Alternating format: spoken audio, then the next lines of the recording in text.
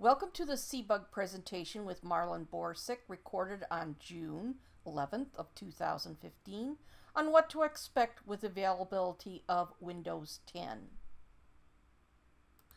Some quick reminders for those of you unfamiliar with our organization. Founded in 1982, we serve members and the communities in North Central Ohio. We are a regional computer user group or IT organization, whichever you prefer, following the nonprofit user helping user concept. Please visit our website for more information. Marlin will be covering a variety of topics in this presentation regarding commonly asked questions about Windows 10 insofar as who will be eligible for the upgrade, what sort of license that you have to have on your machine, and so forth. Do keep in mind that this is early on in the process, so do stay tuned to CEBUG for more information as more is learned. All right, I'm going to talk a little bit about what to expect with Windows 10 being available in the next month. And this has come about primarily basically because I'm getting a lot of people asking, is it really as free as they say it is? So we're trying to answer all those questions. Now, this is going to be a multi-part type of thing, so I'll get more into it at the end of the slides, but we want to talk more about this session about what you can expect, how to get a hold of it, and some of the different issues that's going to come up as you go through this.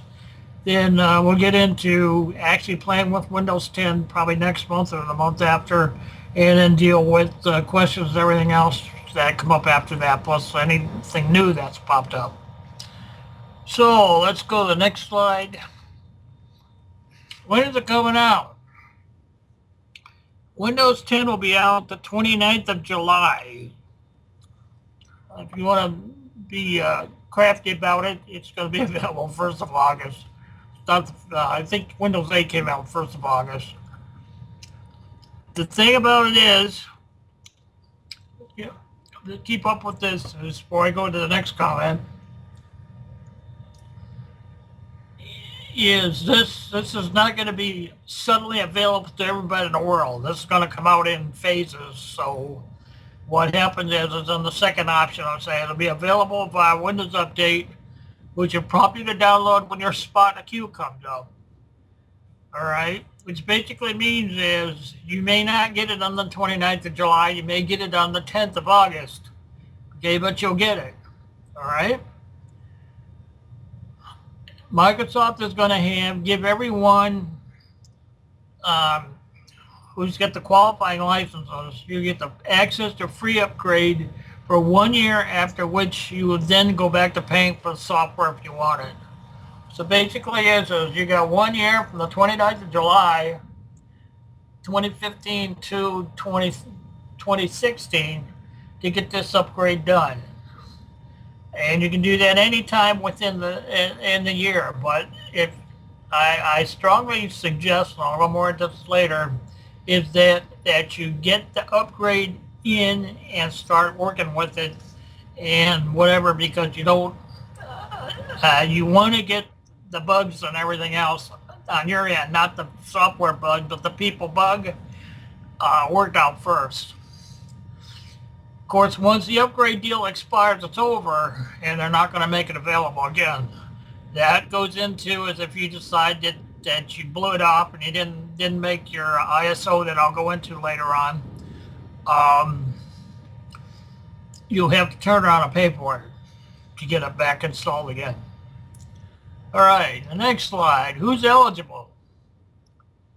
You have to be a valid user of Windows 7 running specifically Service Pack 1, Windows 8.1, and Windows Phone 8.1. Now, the point here I want to make on this is if you're running Windows 8, you're going to have to upgrade to Windows 8.1 first, and then upgrade again to Windows 10. There is no upgrade from 8 to 10. The other point I want to make on this is some of us are using Nokia phones like we use here at the house. We're running Windows Phone on our cell phones, smartphones, and they came with Windows 8. We've since upgraded to Windows Phone 8.1. Those phones will be eligible to download Windows 10 and run on that. So Nokia phones, for the most part, if you can run Windows 8.1, it'll run Windows 10. So that's something to keep in mind. Microsoft will let you know when that you're able to do that. Just keep in mind is that this whole bit with Windows 10 from this point on is one operating system to be used on multiple devices. So from tablets, the phones, the PCs, the laptops, you name it. Okay, people at small businesses running Windows Home and Pro will get the upgrade free. The point there is that usually those people are have retail licenses, or they bought OEM things or whatever, OEM license or something like that. They'll get those free. If you are a larger business and you have an enterprise, you're running Windows 10, I should say Windows 8.1 Enterprise, you will not get a free upgrade. However, if you've signed a software assurance agreement or some enterprise agreement that allows you to do so, you can still get the upgrade. But the thing to keep in mind with these contracts, software assurance basically is they sell you a group of licenses for a set price and then charge 20% a year in a maintenance fee and give you free upgrades and all this other stuff in exchange for software insurance. Basically, it allows them to have a steady income source over time. All right, and some enterprise agreements do the same thing, but usually those are very big companies to do that. But they're paying for that, so that's not considered a free upgrade. Next slide. Who is not eligible?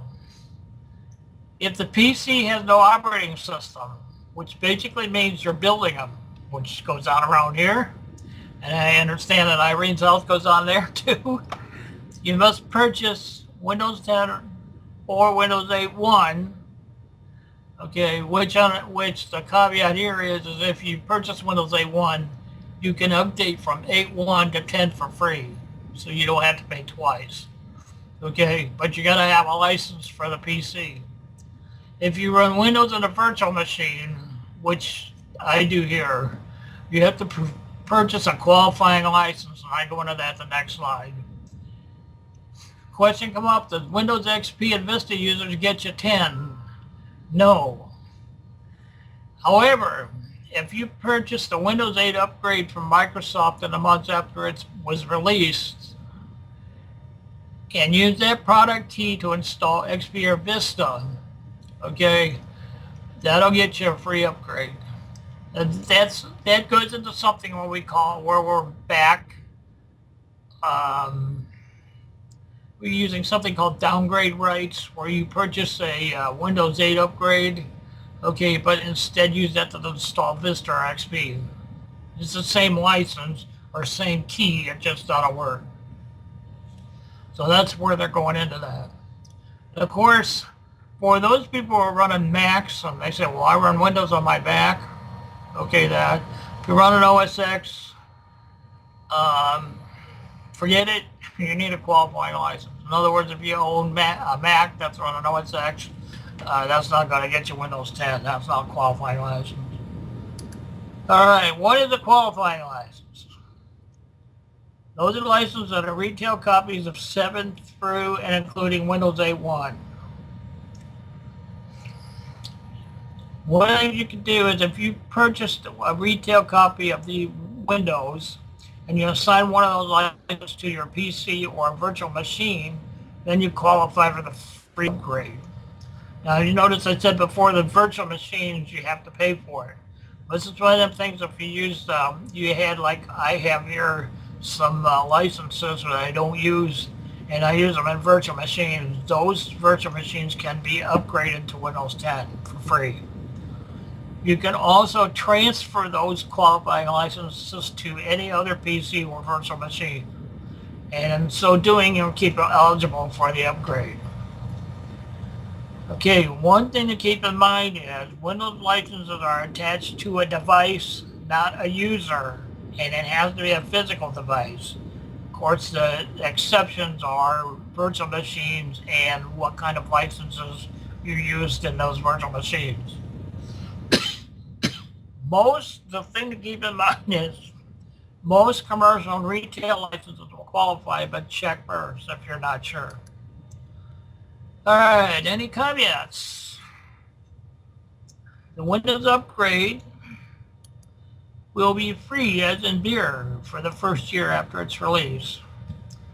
There won't be any surprise fees, and I want to emphasize the word directly related to Windows after that, Windows 10 after that. There will be surprises, but we'll talk about those probably next month, the month after.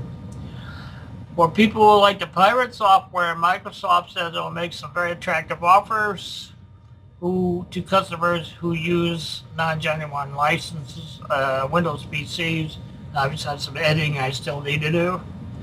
What that means, it was just thrown out there and said, we'll see what happens. So we'll find out here. We got a month to find out yet. So I know that this was in the context of Chinese or the Far East, so I don't know what they'll do with the Americans. The licensing model. The basic model hasn't changed. You get a perpetual license. You continue to get updates for the supported lifetime of the device. That's an important concept because at some point, if your hardware will no longer meet the specs for a new release, that will be the end of the line for that license, and you're going to have to buy a new license. So as long as your device can accept the updates, it'll get them. So that's something to keep in mind. I know that's one of the issues run into is in the past, especially at CEBUG meetings, there's a lot of discussion about, well, we can't get printer drivers with a new OS. I got to buy new hardware or a new printer. This is related to that. And Microsoft is basically saying is we're not going to support everything for everybody forever. And so the deal is as long as it's supported, we'll update it, but after that, forget it. Okay. The free upgrade offer, decide to get as many devices as possible to move to a single platform on a single Windows store. Now, this is part of those hidden costs that's being referred to here. Is Windows 10 itself is free. It's not going to cost you anything, but they want you to use the Windows Store to buy more. Okay, so that's critical in this. All right, what do I need to spend when I get the upgrade? The upgrade will be delivered to qualifying PCs via Windows Update. To receive the bits, you need to run the Get Windows 10 app, which is installed by update KB 303-5583. That'll show up in your system tray. And from what I understand in the past week, the ability to reserve your copy of Windows 10 so you can download it, in other words, join the queue, went live on Monday and people were starting to see it now. So that's something to keep in mind. If you don't see the upgrade offer, you need to open up Windows Update and install that KB. And of course, that article number is here in the slide, so you can verify that that's the one you need. And I also understand, I did a look at the page, but if you don't see it as being available on a page, follow troubleshooting tips to take it from there. Of course, you could always ask your tech support and like like those of us in CEBUG to help you figure that out. What versions are available? There are only two versions of Windows 10. Windows 10 Home, which is the cheaper edition, includes the entire Windows 10 feature set minus a handful of features reserved for Pro. Most machines you buy at the PC store commonly install Windows Home. Okay, so it's price conscious small business market. So if you're in a small business like a meat shop or something like that, and you have 5 or 6 PCs in the back, and you've been buying them at or the Best Buy, you probably have the OEM versions or Windows Home. Windows 10 Pro, which is what I prefer to use and we use here, is usually found in business, is considered to be found on business class devices, costs more. By the way, this is $199. This is $99 with $199. And it also includes a group of features that professionals on a network would appreciate. Hyper-V virtualization, BitLocker encryption, setup PC as a remote desktop server, and ability to join a domain or enroll in Azure Active Directory, which is beyond the scope of most of what we talk about CEBUG. Okay, the thing to keep in mind is OEMs still have to pay Microsoft for Windows 10 licenses when you buy from the store. Okay, and they'll pass these costs just like they've done in the past on PC buyers. So if you want to buy a PC with Windows 10, you're paying for that. All right. Next slide. What can I expect once 10 is installed? Nearly all desktop programs run on 10. Some low-level utilities like backup programs and antivirus will require updates from the publisher. One that I use here is called Perfect Disk, which is defrag software. Every time Microsoft has issued a new OS, Perfect Disk has had to turn around and issue a new upgrade for their defrag software. So that's something you got to worry about. There's supposed to be a Win10 compatibility checker that's available now to flag these kind of problems. And if you're not sure, I would download this and run this on a machine. All right. Upgrading a PC to 10 leaves recovery partitions for A1 intact.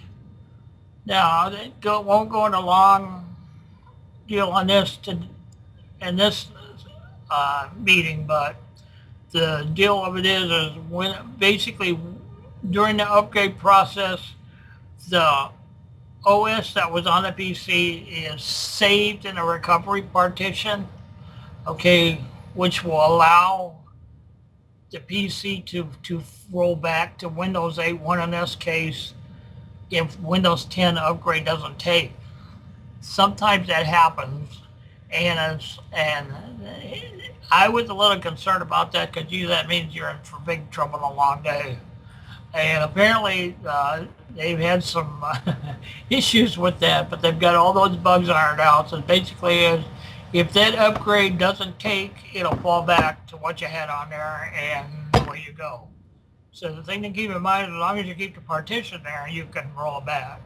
I suppose that would even count if you decide you don't like 10 and want to stay with 8.1. Windows 7, on the other hand, does not have a Windows reset mechanism, so there's no easy way to do that. So the deal with that is make an image backup and reinstall it that way.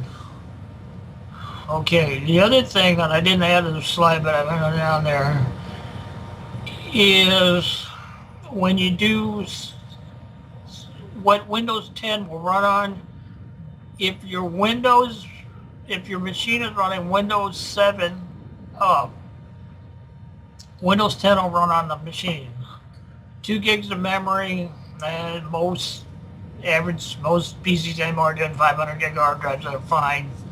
I've been running the previews and betas in 2 gigs of memory with pretty good results. So because I have a machine here that's going to go to 10, that's the best it's going to have, and so that's what I'll use.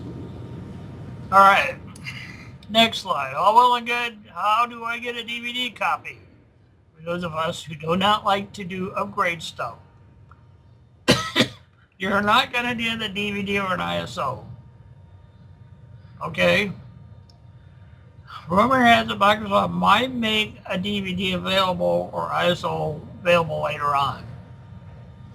What you can do is, as I said, I have an article that tells you how to create a Win10 ISO after you download it 10 hours. You can, once you've done that, there's a directory in there that includes the Win10 ISO, and you use that to turn your upgrade into an ISO.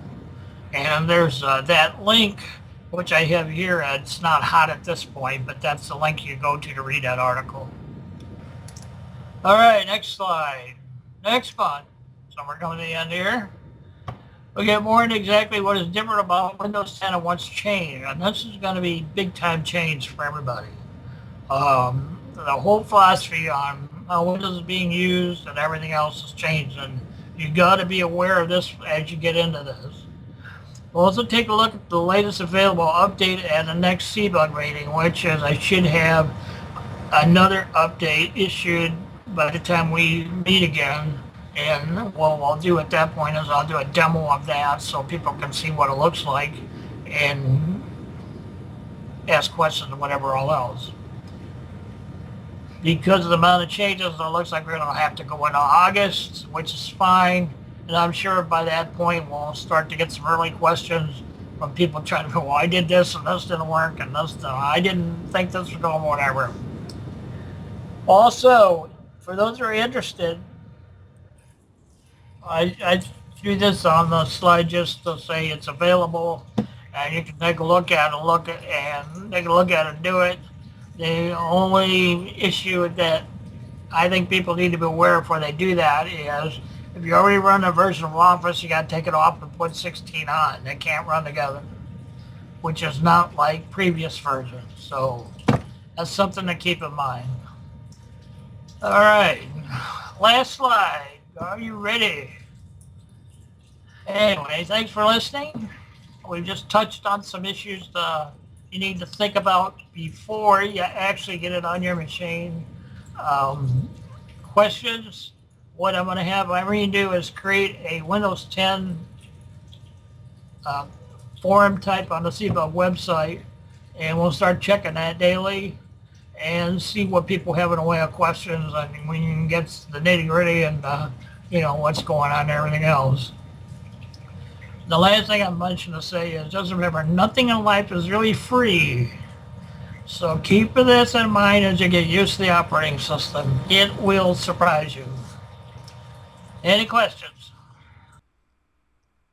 Thank you for watching this CEBUG presentation, and thank you to Marlin for putting this information together for us.